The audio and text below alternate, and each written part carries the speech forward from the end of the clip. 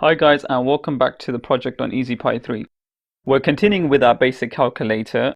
In this lesson, we're going to update the code to allow users to input numbers, and then we're going to do the calculations based on the inputted numbers.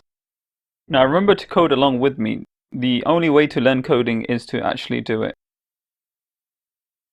Okay, once you've got your calculator file open, now what we're going to do is put an input in so the user can input the numbers. So let's get rid of first number from here, and instead of the print function, we're going to put the input function. Now remember, we need to assign a variable to it, otherwise there's no way of storing the data. So we're going to write number1 equal to input function, and the argument we're going to give it is first number.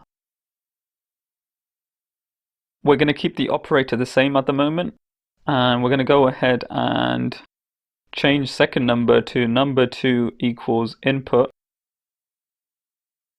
and the argument we're going to give it this time is second number. And then we're going to write another variable called total, and we're going to say that's equal to number1 plus number2. Now if we save it and run it, it asks for the first number. Now you notice there's no space after the colon. So we're going to go back over here and put a space after the colon, and same for the second number. Now save it and run it again. Okay, fantastic.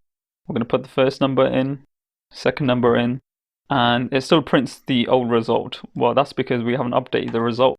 So now if we go back and we're going to print the variable total.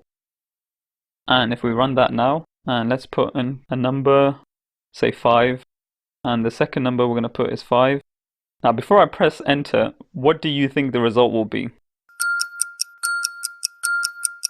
If you said 10, we get 55, because remember we said the input function by default is a string, and what it's done is join those two strings together. So what we need to do is go back and change the inputs to float. We can change it to int, but then we'll have a loss of data if the user decides to use decimal points. So we're going to change it to float. I'm going to change number2 to float. Save it and run it again. Now we're going to put 5 and 5 again. Brilliant, we get 10.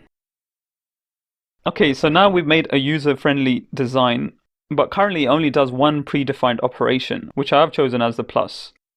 The point of this was just to show you a way that variables and input function can be used. But don't worry, in the next section we will develop our calculator further.